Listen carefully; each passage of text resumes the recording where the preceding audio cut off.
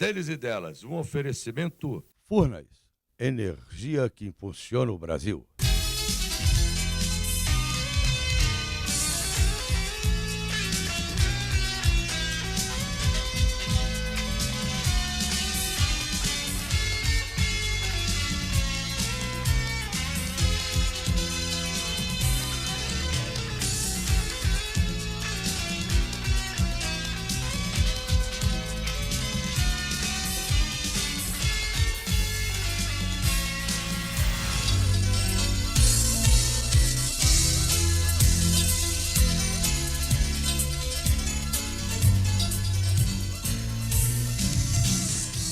Bom, nós estamos entrando aqui pela Rede CNT, canal 9 e NET, canal 22, com o nosso Deles Delas, 27 anos. Obrigado pelo seu prestígio, pelo seu carinho e pela sua audiência.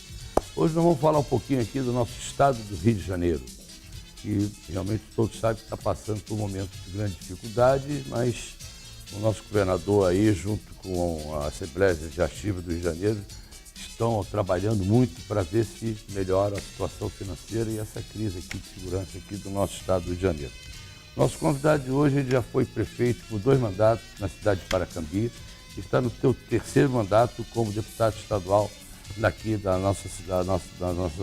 do estado do Rio de Janeiro.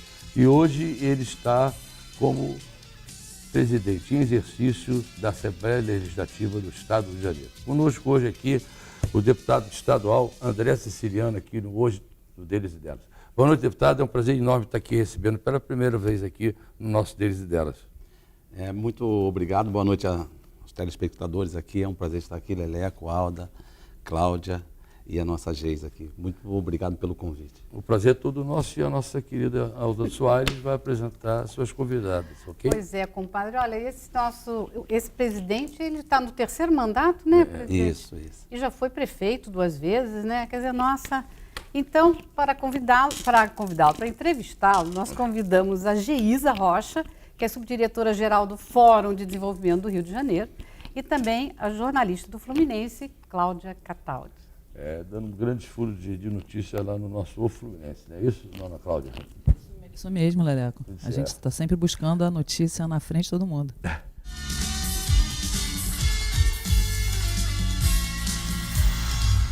Olha, no Deles e Delas, hoje, o presidente em exercício da Assembleia Legislativa do Estado do Rio de Janeiro, deputado André Siciliano. E eu sei que quando o deputado assumiu, em abril, ele achou que ia ficar pouquíssimo tempo, né, deputado? Pelo menos é o que eu li. Eu li que o senhor achava, eu vou ficar uns 10 dias, vai passar rápido e tal, e já se vão 3 meses.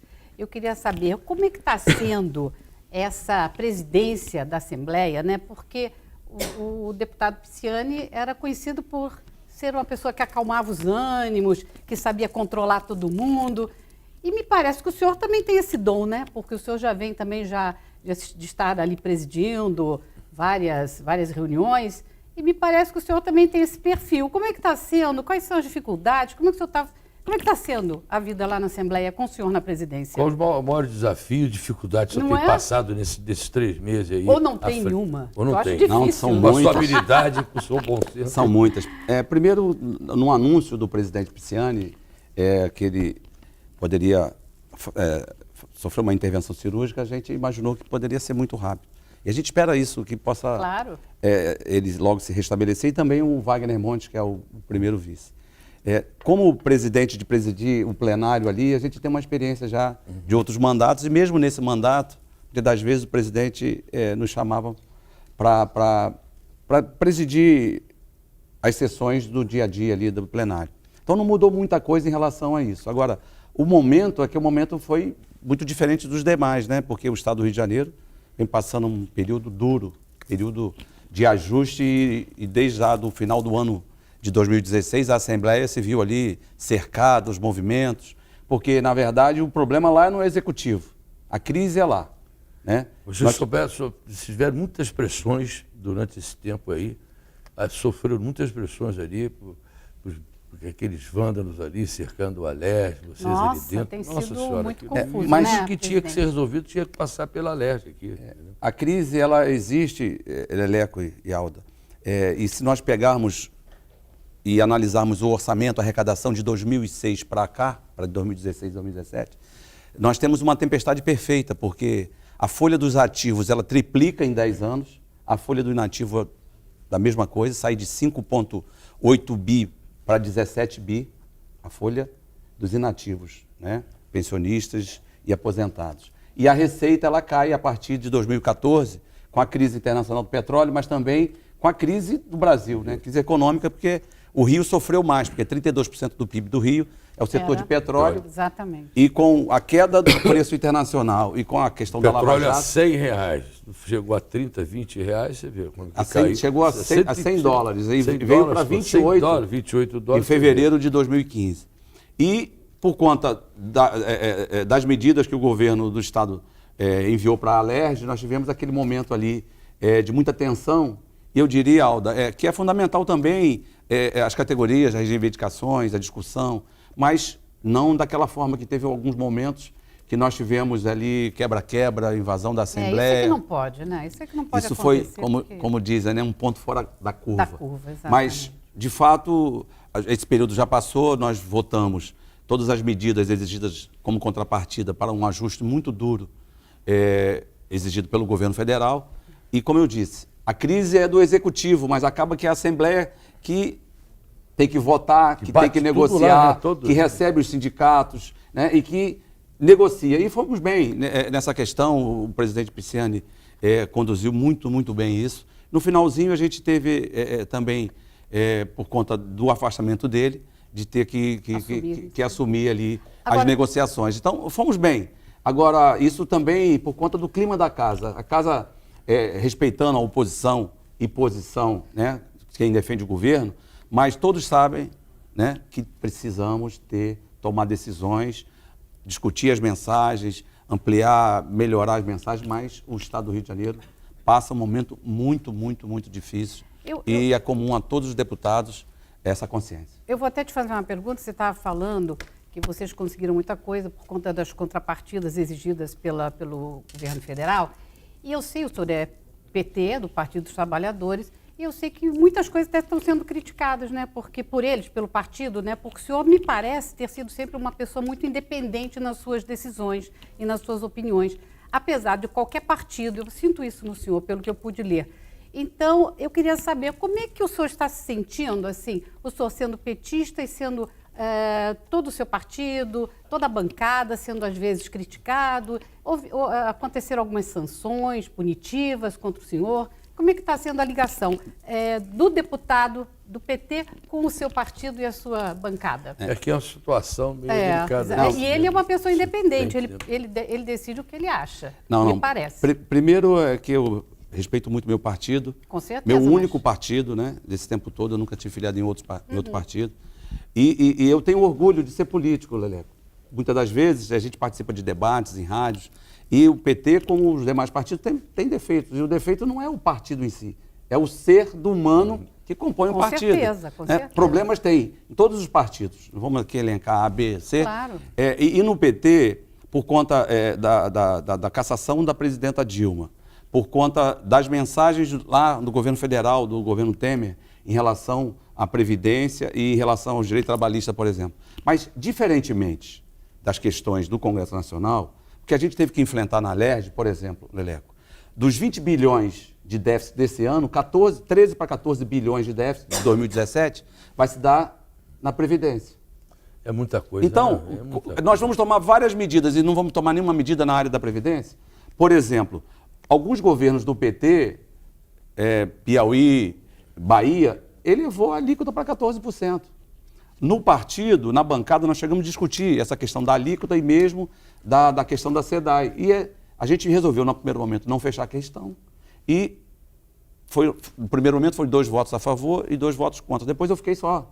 Mas é que eu também, como a Alda falou, eu fui já executivo 2 mandatos. Né? E a gente sabe que ser executivo é estar do outro lado do balcão. Uma coisa é você fazer o discurso, votar, porque é fácil. Votar contra é a coisa mais fácil que tem no parlamento. Outra coisa é tomar decisões, por exemplo, como a questão do déficit da Previdência. Nós temos hoje, Leleco e Alda, 198 mil ativos contribuindo para o Rio Previdência. E temos 240 mil recebendo. Então, A há um diferença. desequilíbrio que é Completo, nacional, não é só no Rio de Janeiro. Então, dos 20 bi de déficit desse ano do Estado do Rio de Janeiro, 13 Mas qual para é a 14... solução para isso, presidente? Primeiro Qual é a- voltar à economia, né? Porque nós estamos vivendo uma crise dura, muito dura. Se equilibrar essa diferença, como é que vai fazer para equilibrar essa diferença? A questão do- Sempre vai ficar um rombo aí nesse meio aí para se equilibrar Mas esse orçamento. O que, aí. que nós avançamos na matéria da questão dos 14%? É que os poderes, alguns deles, pagavam 20%. Quando a gente eleva de 11 para 14, nós obrigamos também o judiciário, por exemplo, a contribuir com 28. Então, nós vamos amenizar esse déficit, não vamos resolver todo o problema do déficit, né? Que é a questão estrutural, é a questão nacional, é uma questão que tem que ser enfrentada, a déficit previdenciário. Não é questão de aposentadoria por idade. Por quê? Quando a gente eleva de 11 para 14, a gente garante são os recursos para o aposentado e pensionistas, não é para o governo. Porque isso tem um risco a médio e longo prazo grande para os aposentados e pensionistas do Estado do Rio de Janeiro. Então, quando a gente discute lá e a gente eleva, isso é para garantir o futuro dos aposentados e pensionistas. Agora, o que vai fazer o governo sair, né, desse problema crítico no Rio de Janeiro é voltar ao setor de petróleo, porque 30%, 32% do PIB é setor de petróleo, e é voltar à economia nacional, porque o Rio, por conta de estar muito amarrado na questão do petróleo, e alguns governos para trás, o governo Marcelo Alencar, o governo do Sérgio Cabral, tentou diversificar a matriz econômica, né, trazendo montadoras de automóveis, por exemplo, para o Estado. Mas isso não se dá de uma hora para outra. E a gente precisa, sim, resolver o problema crônico de déficit, porque isso está refletindo na segurança pública. Vai, qual das duas? Em relação à economia, a retomada do crescimento econômico do Estado do Rio de Janeiro. Uma das medidas que a LERJ tomou também na tentativa dessa recuperação foi em relação aos incentivos fiscais. E a gente sabe que no governo federal está tramitando, vai ser sancionado um projeto que pode fazer com que o Rio perca os incentivos, que é uma demanda da indústria que eles continuem. Como a LERJ vai tocar isso no segundo semestre agora de trabalho, na retomada do recesso? Você acha que houve um excesso de incentivo fiscal desses anos aqui no Estado? Não acho, porque isso virou um mito.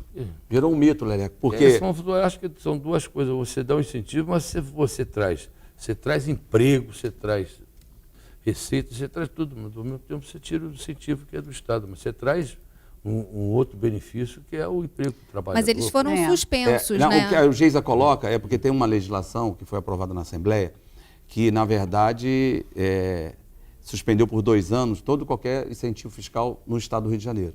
E o que a gente viu nos últimos dias no Estado de São Paulo, o governador Alckmin, ele estende incentivos fiscais para várias empresas, indústrias de cadeias diferentes, produtivas diferentes.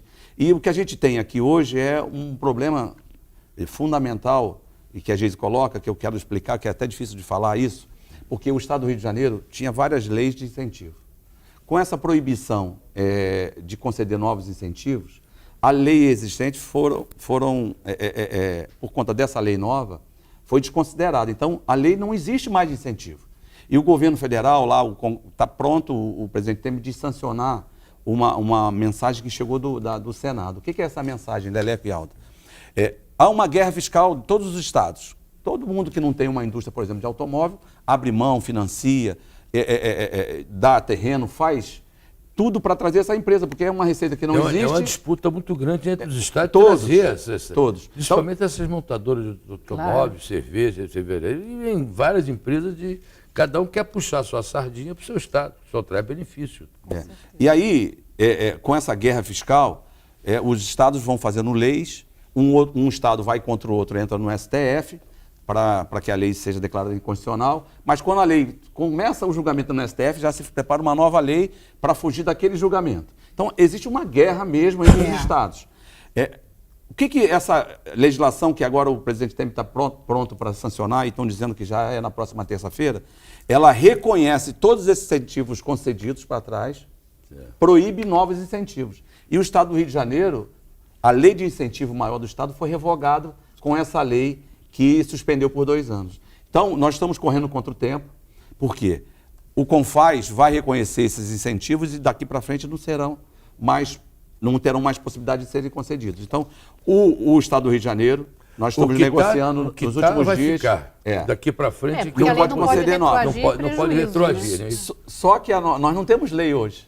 Ela acabou. Porque a lei que suspendeu por 2 anos, ela revogou a lei existente. Então a gente vai correr contra o tempo. Na próxima semana vamos botar em pauta uma legislação que vai proibir novos incentivos, mas que vai garantir os incentivos concedidos com o aval do CONFAZ, que é o Conselho de Secretários de Fazenda de todos os estados brasileiros. Então, a gente, na próxima semana, vamos ter uma tarefa, e a Geisa colocou essa pergunta. Então, Geisa, nós, na próxima semana, vamos votar, ainda na terça-feira, um projeto de lei para que a gente possa garantir os incentivos já concedidos. Porque a própria lei que criou o plano de recuperação nacional, que o presidente já sancionou, ela proíbe novos incentivos. Então, o que a gente quer é regularizar o para trás. Claro. Porque hoje não temos lei nenhuma em relação à lei macro, né? A lei maior que concedia os incentivos, ela não está valendo. Então a gente precisa fazer com que ela alguma coisa que possa ajudar, vigorar para que a gente possa ter tranquilidade, inclusive dos empresários, das empresas certeza. que vieram para o Estado do Rio de Janeiro. Presidente, nas últimas eleições, eu fui testemunha lá na LERJ do quanto você foi assediado por todos os outros partidos para que migrasse. E você foi o único candidato a prefeito à época de Japeri que se manteve no seu partido. Todos os outros petistas saíram. Hoje você se mantém no partido, na presidência da LERJ, comandando, né, a maior instituição que regula o Estado. Você é situação ou é oposição?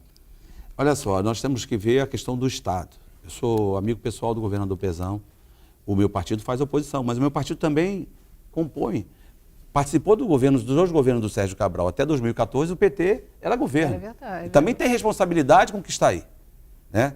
E até o partido reconhece a sua fidelidade, né? Eu acho que eles até... Na verdade, o que aconteceu?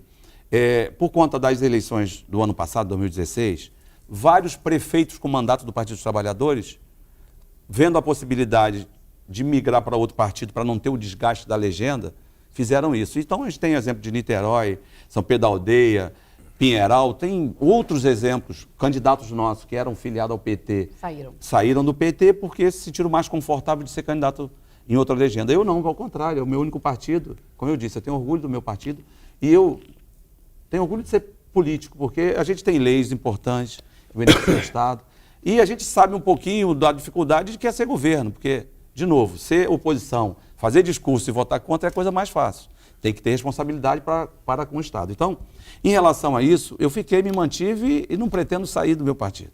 Né? Hoje a bancada atual do PT aqui no Rio, dos deputados... Somos 4. São 4 só. Somos 4. Iniciamos com 6. Com 6. Perdemos o deputado Carlos Mink, que saiu do PT e está sem partido, e o deputado Zaqueu Teixeira, que saiu do PT também foi para o PDT. Agora, vocês aprovaram 130 leis e tal, leis criadas nesse período, até desde que o senhor entrou, se eu não me engano. Eu queria saber, parece que foram umas 130. Você teria alguma coisa, assim, alguma novidade que você estivesse pensando, que pode acontecer na Assembleia, que fosse uma diferença? Na verdade, já desde o ano passado, do final do ano, a Assembleia tomou algumas medidas duras, né? Elevamos o ICMS para o setor de bebidas, de cigarro e outros setores. Nós lá acabamos com o Repetro, que é um regime para o setor de petróleo, e é bom que se diga, esse regime foi pensado na abertura da quebra do monopólio de petróleo, quando o barril era de $16 o barril. Hoje o barril está em torno de $50, hoje o pré-sal é uma realidade... Deu uma melhoradinha, porque chegou a 28, já está 50, já melhorou um pouquinho para o nosso estado aí. Mas já teve a 130. Né? Mas já melhorou, de 28 para 50 já andou para frente, né? O importante é andar para frente. Esse Repetro, o Estado abre mão de quase 4 bilhões de reais por ano para o setor de petróleo, que é um regime especial para importação e exportação de equipamentos para prospecção. Porque o setor de petróleo no Brasil, petróleo, não derivados, o Brasil é um dos países que menos taxa a produção de petróleo. Haja visto, por exemplo, o Campo de Libra, onde a Petrobras mais as chinesas pagaram 15 bilhões de reais para ter o direito de explorar o campo, mais 41% de todo o óleo produzido. Esse é o pré-sal. Nós já estamos quase, com 10 anos de prospecção do pré-sal, nós estamos em torno de 50% de todo o petróleo produzido no Brasil no pré-sal. Se falou muito que custava caro para produzir no pré-sal, $30, $40, tem todos os tipos. A Petrobras, no balanço de 2015, coloca que está em $8 produzir no pré-sal. quanto nos campos maduros, você vê em torno de 14 dólares. Então, a curva de aprendizado da Petrobras, de toda a questão do pré-sal, faz com que o pré-sal brasileiro seja... Nós vamos ter 2 ou 3 rodadas ainda, a partir desse ano, de leilões de blocos. Você vai ver várias empresas do mundo inteiro vindo para cá. Porque um furo que demorava 200 dias no pré-sal, hoje você faz com 60 dias. Nossa. 200 milhões de dólares custava um furo no pré-sal. Hoje custa em torno nosso país, de 40 milhões. Apesar de tudo, é muito rico ainda, né? Leleco, o pré-sal foi pensado num poço, dá 15 mil barris dias. Você fura, dá 80, 90. Então, alta produtividade, um petróleo de melhor qualidade, petróleo leve. E 68% de todo o petróleo conhecido no Brasil está no Rio de Janeiro. Por isso que é uma cadeia importante, a gente precisa ter uma parceria com a Petrobras, e ela tem que ser mãe do Rio, não madrasta. Quando a gente olha e a Petrobras indica o diretor da ANP e membros da agência, a gente se pergunta, mas é uma agência que tem que ser independente. Será que vai? Exatamente. Bom, deixa eu dar um recadinho aqui de Niterói. Olha aí uma grande oportunidade para você que vive em Niterói ajudar a sua cidade.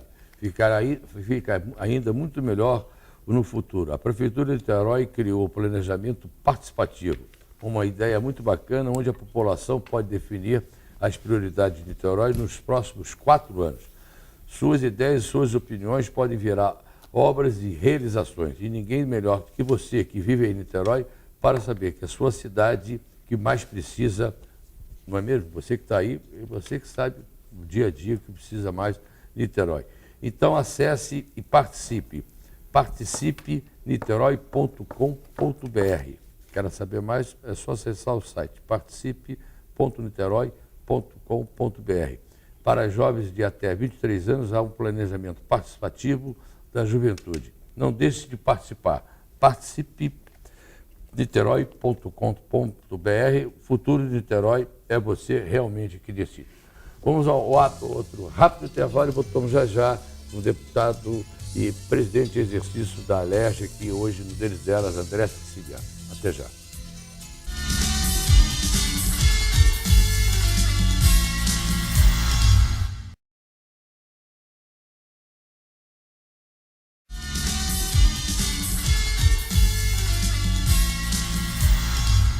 Olha, conosco hoje no Deles e Delas, o presidente em exercício da Assembleia Legislativa do Estado do Rio de Janeiro, a Alerj, o deputado André Siciliano. E o nosso deputado, ele já tem, eu acho que umas 77 leis, né, sancionadas, né, que o senhor criou nesses seus terceiro dos 3 mandatos, né, que é uma coisa bastante importante, né.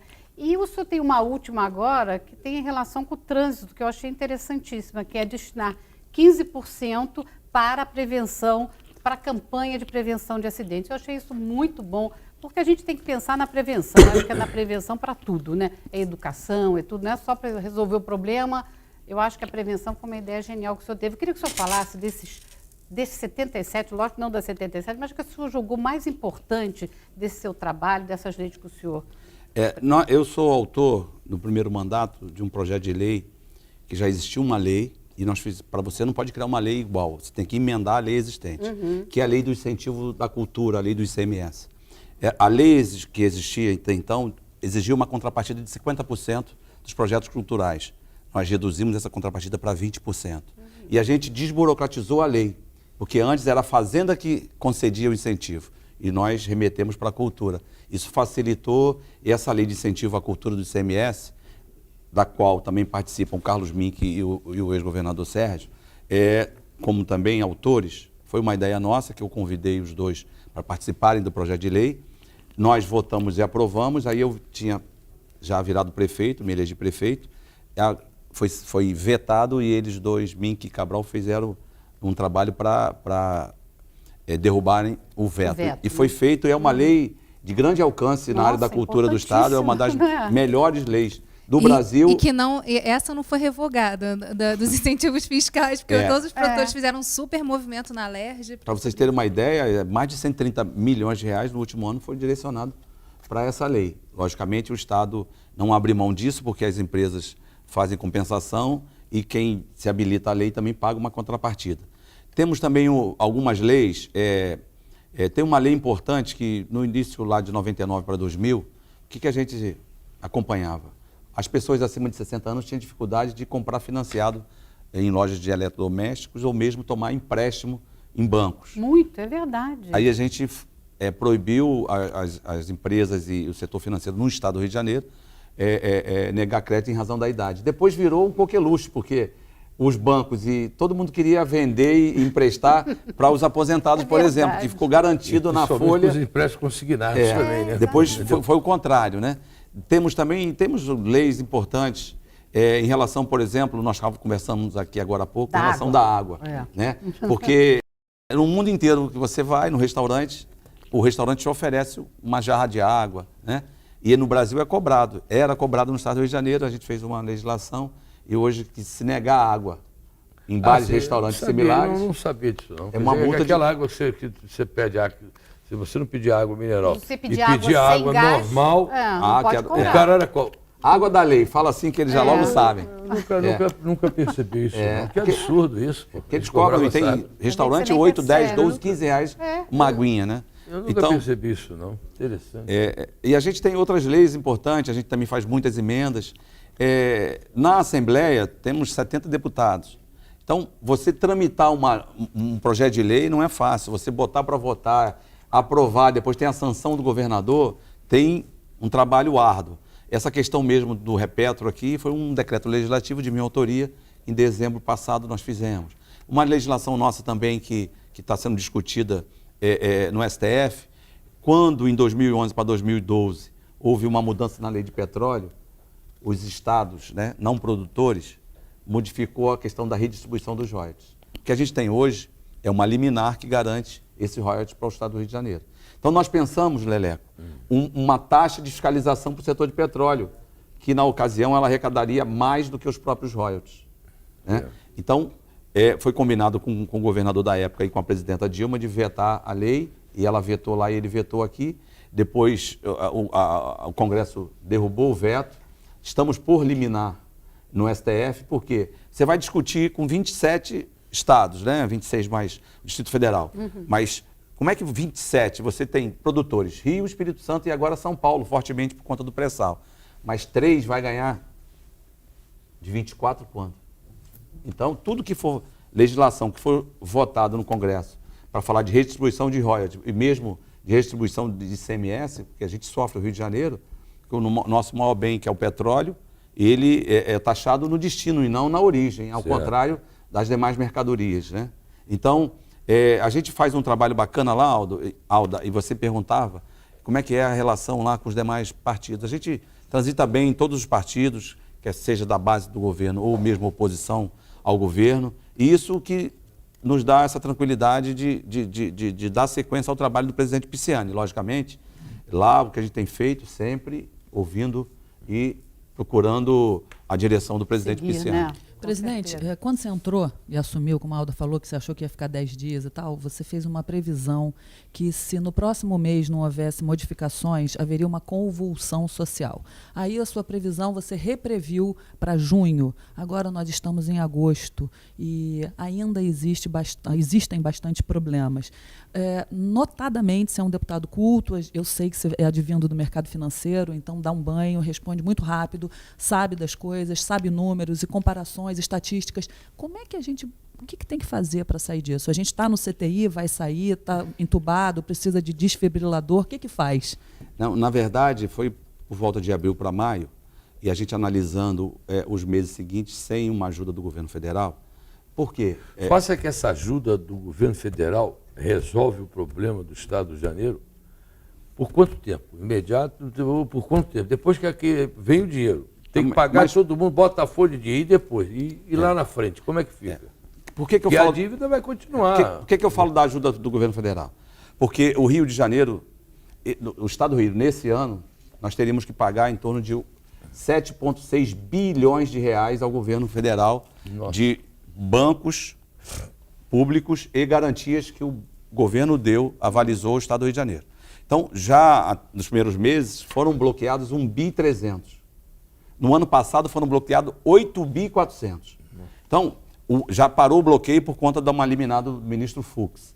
Mas o que prevê esse plano de recuperação? Aí eu vou responder o Leleco e a Cláudia. O Estado do Rio de Janeiro vai parar de pagar por 3 anos, podendo se estender por mais 3 anos, os serviços da dívida.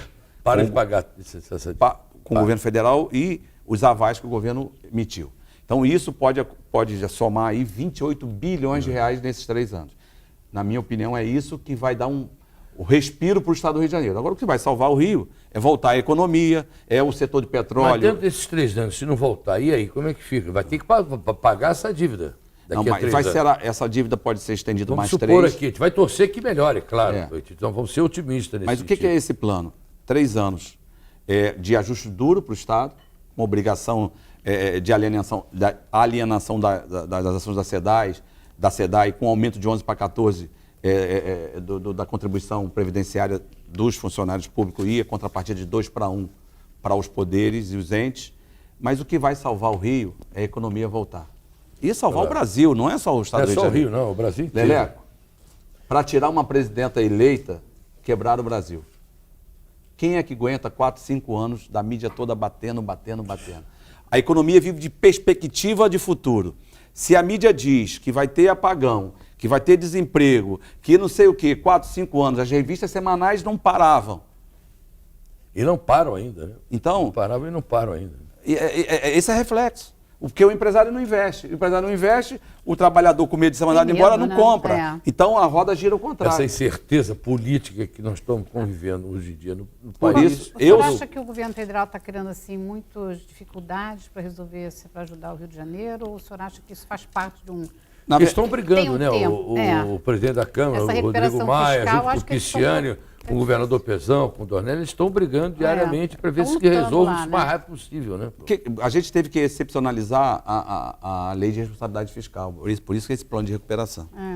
Tem uma amarra grande da Secretaria de Tesouro Nacional, do Ministério da Fazenda. O Rio de Janeiro será o primeiro estado da federação a assinar esse acordo. Então, as exigências para o Rio têm sido muito duras. O Rodrigo Maia, o presidente da Câmara, tem feito pressão junto ao governo e junto ao ministro da Fazenda, o governador Pezão e o presidente Pisciani. Quando ele vai para cima, ele foi para cima do governo federal e também do governador Pezão, mas era para que a gente pudesse ter uma resolução, porque a gente lá na Assembleia votando, os trabalhadores, o funcionalismo lá pressionando. Você vê a violência na rua, você vê o servidor sem o salário, vê os aposentados e os pensionistas sem receber. Então o caos está instalado. Exatamente. Então a gente precisa resolver sair dessa inércia. Eu acho que essa questão, mais 1 ou 2 dias será publicado a regulamentação da lei de recuperação fiscal. O Estado já fez a parte dele, fez mais ainda do que foi pedido, muito mais, não tenho dúvida. A Assembleia fez lá, negociou e avançamos. Agora, precisa resolver um problema de uma vez por todas.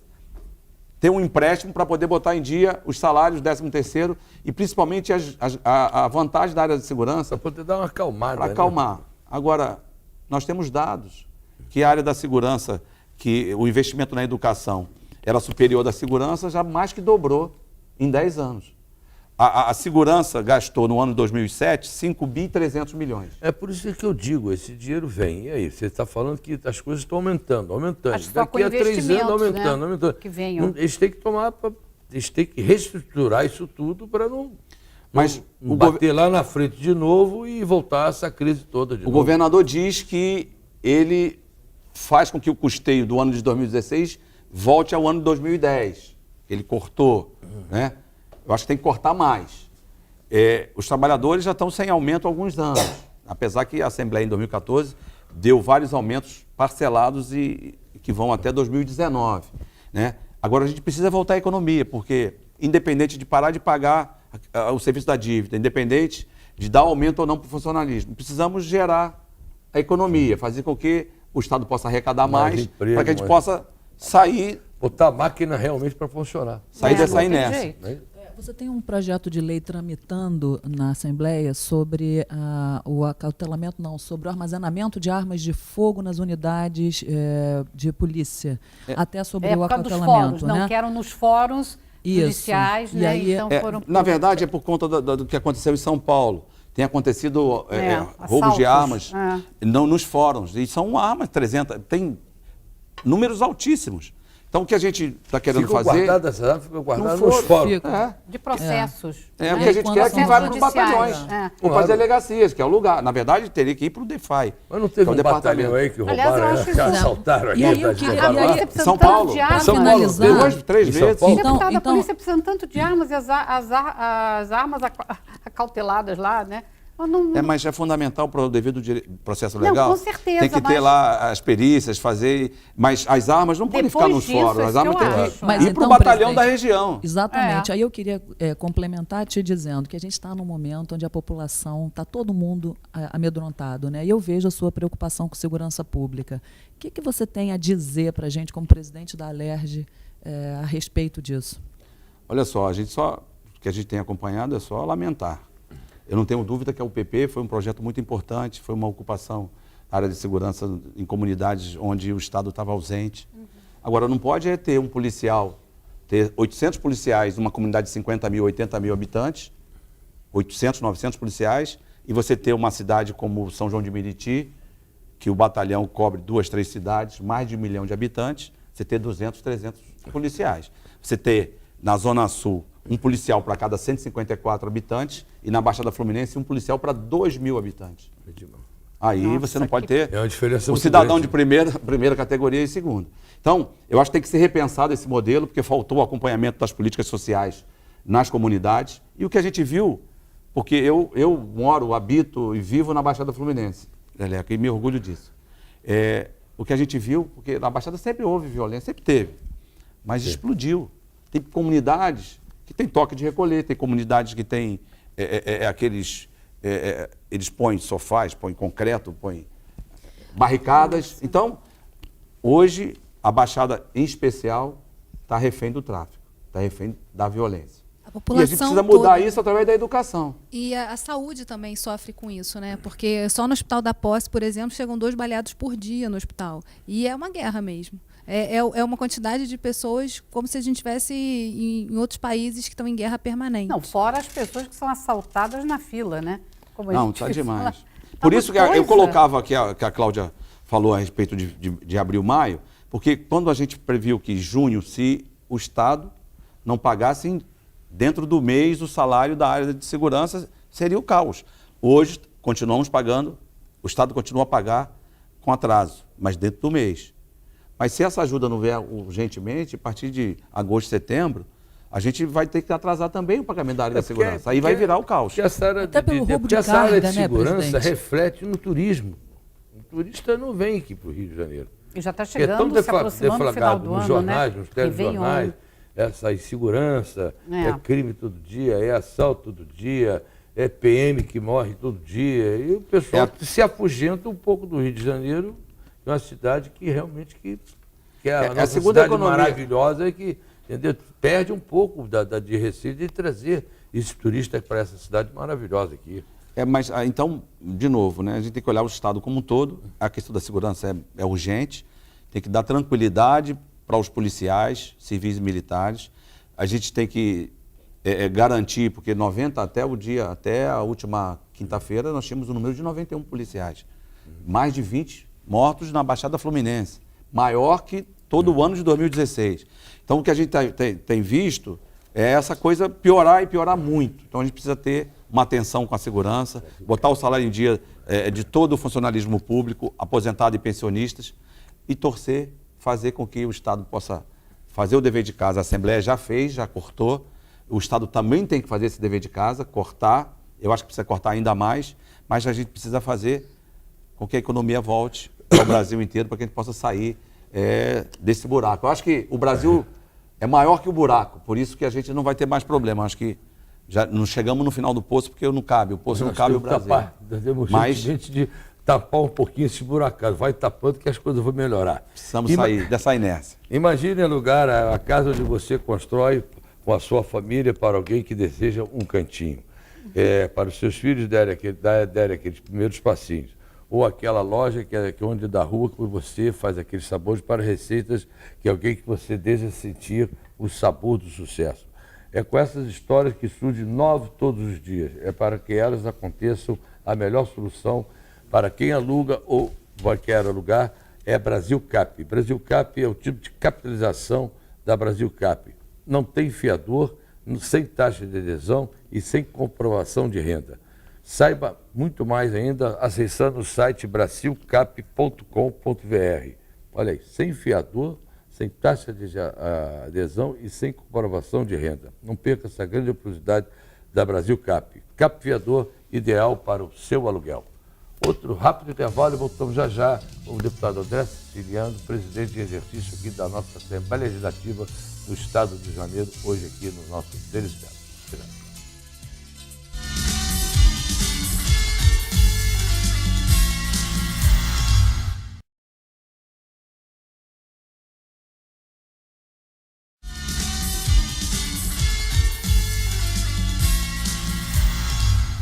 Nós estamos entrevistando hoje o querido presidente da Assembleia Legislativa do Estado, em exercício, André Siciliano. E nós sabemos que ele foi prefeito de Paracambi, aliás, de 2001 a 2008, né? Foram 2 mandatos. Eu sei que ele teve uma atuação muito boa lá, que todas as pessoas elogiam a gestão do prefeito. Eu queria saber, então, falasse um pouco para os nossos telespectadores como é que foi a sua prefeitura lá, como foi essa gestão em Paracambi. Bem, primeiro eu me orgulho muito do período que fui prefeito lá, em Paracambi, e a gente fez um trabalho bacana na área da saúde, de segurança pública. Eu sei disso. E principalmente na educação. Nós fizemos lá, Leleco, 12 estações de tratamento de esgoto na cidade. Porque quando você faz estação de tratamento, você tem que captar o esgoto, você quebra a rua, quebra a calçada, dá desgaste, mas nós fizemos. Nós mais que dobramos o número de postos de saúde da cidade. Tínhamos 9, funcionavam 5, deixei 21 quando saí. Fizemos funcionar um hospital que era um posto de saúde, fizemos botar um hospital 24 horas, que foi referência no período que fui prefeito para a região inteira. Lá em Paracambi, a cidade nasceu em torno da Vila Operária de uma fábrica de tecido, que foi inaugurada em 1871. Por 2 vezes o nosso imperador Dom Pedro II esteve na fábrica. A cidade nasceu em torno dessa Vila Operária e essa fábrica fechou no ano de 96. Então, a gente assumiu em 2001 e a gente fez um trabalho muito bacana de parceria com o governo do estado, o governo federal. No período que fui prefeito, a gente adquiriu esse complexo industrial. A gente hoje lá tem 11 cursos superiores públicos, 6 cursos de pós-graduação, uma escola de música Vila Lobos, tem uma escola de balé, tem uma escola técnica estadual e uma escola técnica federal, num complexo da antiga fábrica de tecido. E esse complexo educacional fez com que o eixo comercial da cidade de Paracambi mudasse, para vocês verem o tamanho e a importância desse complexo educacional. O que é uma boa gestão, né? Nossa, muda a vida das pessoas. Em relação à questão da segurança, no ano 2001 aconteceram 13 homicídios em Paracambi. Quando eu saí em 2008, aconteceram 2 homicídios. A gente conseguiu reduzir o número de homicídios com escola de balé, escola de música Vila Lobos, com escola de teatro, com cultura, né? Cultura com esporte. Essencial, esporte. Nós mais que cultura. dobramos o número de alunos matriculados na rede pública municipal. A gente fez um trabalho muito, muito bacana, né? Sem falar de pavimentação, obras de infraestrutura, de quadras, de parques, mas a gente fez um trabalho muito bacana e eu me orgulho disso. Deixou marcas, né? Lá na cidade de Paracambi, essa antiga fábrica, Leleco, é um castelo inglês, Fábrica Brasil Industrial. Por que chamava Brasil Industrial? Porque o que tinha acontecido um século antes na Europa, né? Com a industrialização estava acontecendo no Brasil. Sabe que a minha família, do meu marido, foi sócio da Brasil Industrial? Então você conhece o prédio. Impressionante. O prédio são 4 andares de prédio, cada andar equivale a 3 CIEPs e meio de área, para vocês terem ideia do tamanho do prédio. E ficou fechado esses anos todos, aí você conseguiu reativar os projetos buscando parceria. O presidente Lula teve, sociais, né? O presidente Lula teve lá inaugurando a Escola Técnica Federal. E hoje a cidade vive em torno da fábrica por conta da educação, que são alunos de vários outros municípios, até de outros estados, indo para a cidade de Paracambi para estudar. E lá tem uma escola de música Vila Lobos belíssima. Você vê as crianças passando com violino, com sax, com violão, com cavaquinho. É um orgulho, né? É um orgulho bacana. Eu Agora, conheço... deixa eu só te fazer uma pergunta que eu vou. Você, deputado, está tendo uma gestão maravilhosa, você prefeito de Paracambi, foi um sucesso. Eu pergunto, e nas próximas eleições, qual é o seu desejo? Você não vai parar em deputado estadual, eu acho que você vai embora, né? Não, Você quer resolver o seu estado? Não, a gente contribui, eu acho que a gente dá uma contribuição, mas eu, como a maioria dos brasileiros, estou andando muito desanimado com a política. Você disse que você gosta de Mas eu gosto muito. Então pronto. Gosto, mas ando desanimado. Então, o ano que vem, naturalmente, Não seria é só você, não. Você e o povo Todo brasileiro. mundo está desanimado. reeleição para deputado. Seria a minha perspectiva. Não tem outra perspectiva no momento. Eu conheço a cidade de Paracambi e sou testemunha que você fez uma revolução lá, de fato. Eu conheço, inclusive, essa escola. Então, enquanto prefeito, né, já que a gente está falando com o André prefeito, já que você já teve tantos mandatos, é possível sair de uma prefeitura, sobretudo presentemente, sem problemas imensos a resolver? De jeito nenhum. O ordenador de despesa hoje responde para o Tribunal de Contas do Estado, Tribunal de Contas da União, para a CGU, responde para o Ministério Público Federal, Ministério Público Estadual, para o TJ, para o TRF, para o STJ, são 13 órgãos de fiscalização. Então, o prefeito ele é responsável por tudo. Se acontece um problema lá no almoxerifado, a falta do remédio, a falta da merenda, ou mesmo outras coisas na administração, ele acaba respondendo. Então, sempre vai haver um passivo judicial para os administradores públicos, isso é fato. A lei de responsabilidade fiscal ela é uma lei muito importante, dura, e não só ela, mas um arcabouço de leis que a gente vem fazendo, vem aprimorando. Então, cada dia está mais difícil para o administrador, principalmente numa cidade pequena, como Paracambi, por exemplo. Quando eu entrei, o orçamento anterior tinha sido de 9 milhões e 800. Eu deixei 72 milhões de reais de arrecadação. Por quê? Nós fizemos um trabalho bacana, porque como a gente trabalhou bastante para a cidade, a gente não tinha medo de cobrar também as obrigações dos contribuintes. Então, isso fez com que a gente fosse um prefeito muito presente, de prestar conta nos bairros, de estar nas rádios. E abrir o orçamento, eu vi aqui o nosso Leleco anunciando o orçamento participativo na cidade de Niterói. Nós fizemos isso em 2001, né? Da participação popular para o cidadão ali do bairro discutir o problema lá local, a falta do saneamento. É importante essa integração. A saúde e a educação é É o fundamental. povo do local que ajuda sabe, muito. Não, que sabe do problema claro, do dia a dia. do problema do dia a dia, que as necessidades que o município precisa, né? Então eu, de novo, né, me orgulho do período que fui prefeito e a gente tem marcas na cidade da administração que vão ficar... Em relação a esse diálogo tão fundamental, né, com a população e com o setor produtivo do Estado, qual a sua perspectiva para esse segundo semestre também na LERJ, de fomentar esse diálogo, de trabalhar mais próximo também de quem pode contribuir para a retomada do crescimento do Estado do Rio? Eu acho que quando vem a crise, que vem o desemprego, sofre o povão lá mais humilde que precisa do trabalho, e o empresário que gera o emprego, né? Então a gente precisa ter uma harmonia no Estado do Rio de Janeiro, Legislativo, Executivo, Judiciário e as outras entidades, para que a gente possa sair desse buraco que a gente se encontra, desse déficit de 20 bilhões de reais por ano.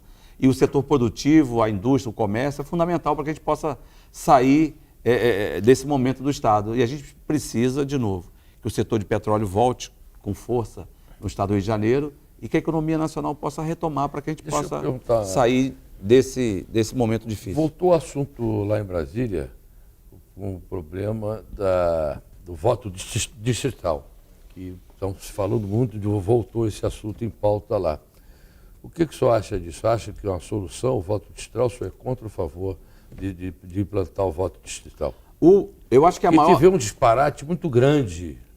O que a gente vê, Leleco, a cada véspera da eleição, é uma legislação específica para aquele momento. Por exemplo, já estamos falando de mudar a forma de escolher, na verdade, do voto direto, mas do coeficiente para o deputado, por exemplo, que é a questão do distrital ou distritão. O meu partido sempre defendeu o voto em lista, desde sempre, não só agora. Mas eu acho também que o momento, a gente não tem clima para isso. O que é o voto em lista? O partido vai ordenar uma lista com os candidatos. A gente chama isso lista fechada ou lista aberta. A fechada é a ordem que vem do partido, da direção do partido. Isso fortalece muito os partidos. Eu sou a favor do voto distrital, que você vai ter o representante ali, o deputado, o vereador, que representa naquelas comunidades ali, naquelas cidades, que é o distrital, com voto aberto em lista, porque aí você pode escolher o seu candidato no partido. É o que eu acho que seria o melhor. O meu partido defende lista fechada com voto distrital, que a gente chama de voto distrital misto. O que está Mas se pode falando... fazer as duas coisas, Pode, distrital pode. e o- Não temos tempo para isso, Certo. porque vai ter que definir os Acho distritos. que para a próxima eleição... O que está se discutindo, e eu acho que o que vai valer, é o distritão. O que é o distritão?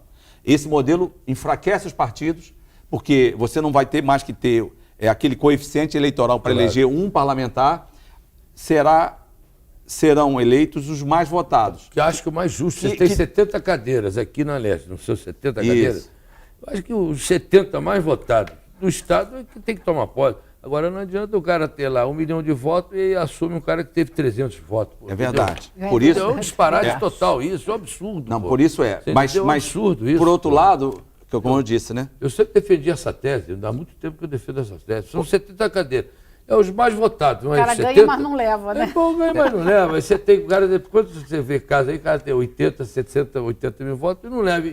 E chega lá um cara de 5 mil votos e entra por causa É. do coeficiente Eu eleitoral. também acho Pô, que tem essa vantagem. É um disparate que quem total. vai eleger vai ser o eleitor que pensou em eleger o representante, vai eleger aquele, não eleger 3 ou 4 que ele votou em A, está elegendo C. Claro. Pô. Agora, por outro lado, como eu disse, enfraquece os partidos.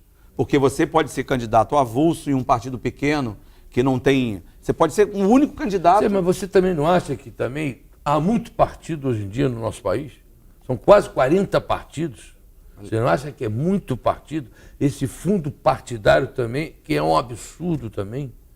O que se gasta com fundo partidário para 40 partidos.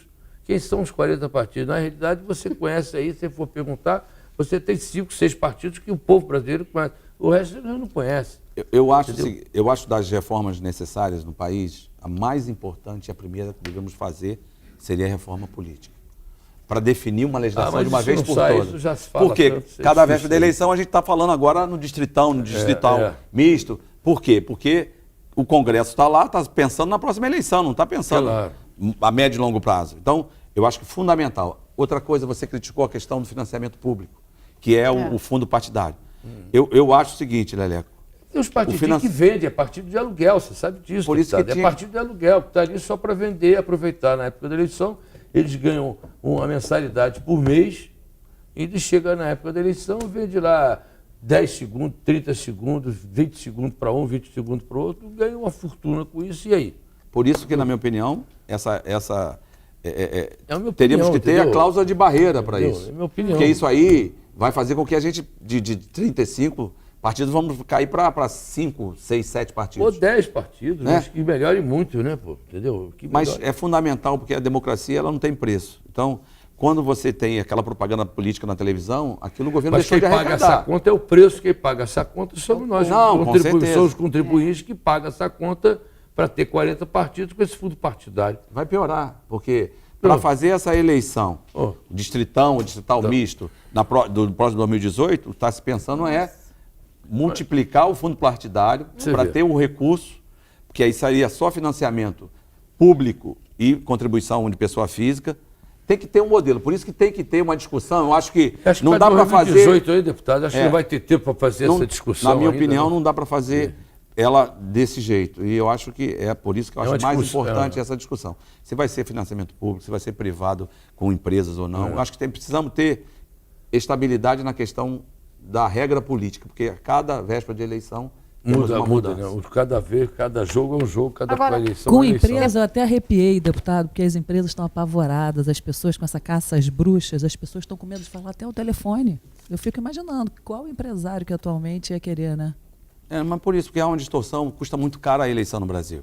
Uma eleição para presidente da República, você vê os custos astronômicos. Então, é fundamental que a gente possa ter regra definida para baratear. Reduziu-se o tempo de campanha, acho que melhorou. Agora, estão se falando de acabar com o programa eleitoral gratuito, porque, na verdade, gratuito não tem de nada. Eu também Porque as acho que deve emissoras acabar, que abatem não no imposto de renda aqueles minutos ali que são utilizados são pelos cedidos partidos. pelos partidos. Então, a gente precisa dessa reforma, eu acho que a mãe de todas as reformas é a reforma Essa é política. verdade. Agora eu vou te fazer uma pergunta. O senhor me parece um grande defensor, como advogado que é, dos direitos adquiridos.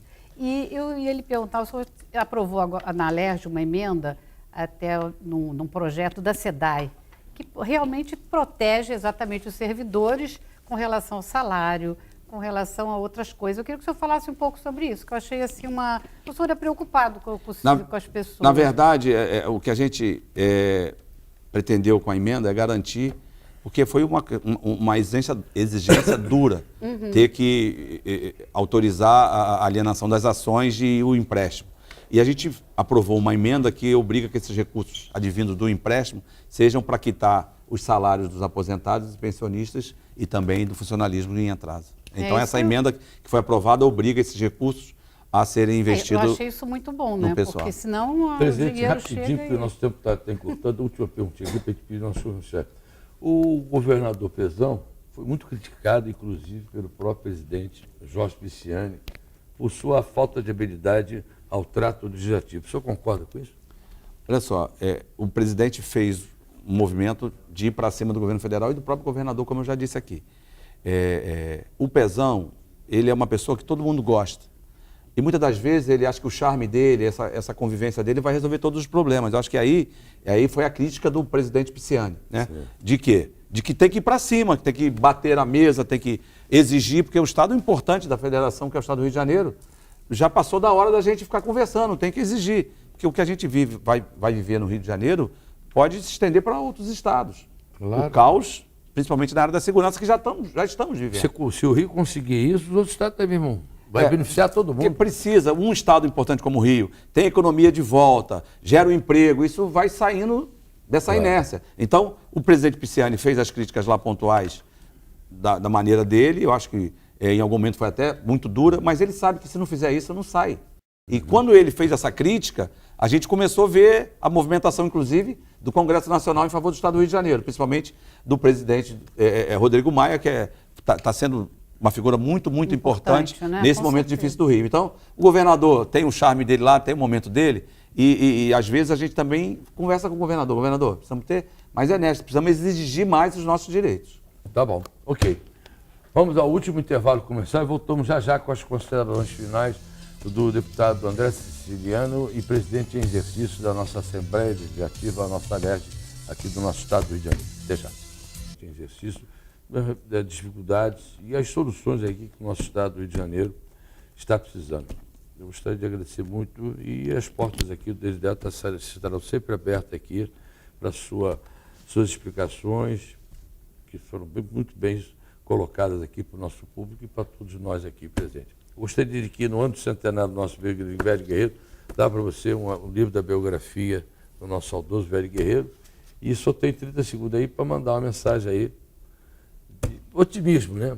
O nosso povo aqui do nosso estado do Rio de Janeiro, que estão precisando, né? Eu acho que na questão administrativa, da questão da questão salarial, eu acho que o pior já passou, acho que mais próximos 30 dias vai se colocar os salários atrasados em dia, menos o 13º, e 60 para 70 dias vai se colocar o 13º e as outras vantagens.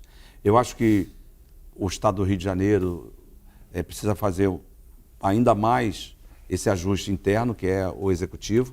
A Assembleia vem cortando muito. Então, queria agradecer aqui a oportunidade, a Alda, Cláudia, a nossa Geisa. E Leleco, aquele abraço. Aquele abraço, é isso aí.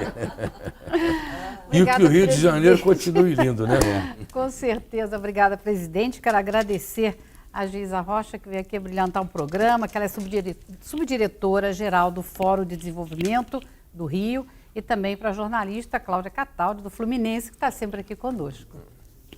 É isso aí, né, dona? Não é, Leleco? E olha, eu quero... Você sabe de uma coisa, Leleco, que eu não posso deixar de falar, agradecer para a Anne Catherine Lilienwald, que é dona da Delili, que me deu essa blusa linda, que eu falei, vou usar hoje no programa deles e delas. Obrigada, a Delili está bombando. E não perco todo sábado aqui, canal 9, CNT, NET, canal 22, nosso deles e delas. E no canal 50 é a nossa Dandinha Barbosa, num seriado Alto do Leblon. Não perca, que está imperdível. Que foi o máximo. Maravilhoso. Já está no segundo capítulo, Parabéns, semana que vem, hein, no terceiro capítulo. Parabéns à produção desse programa, que está muito bom, realmente, com a nossa filhota lá participando.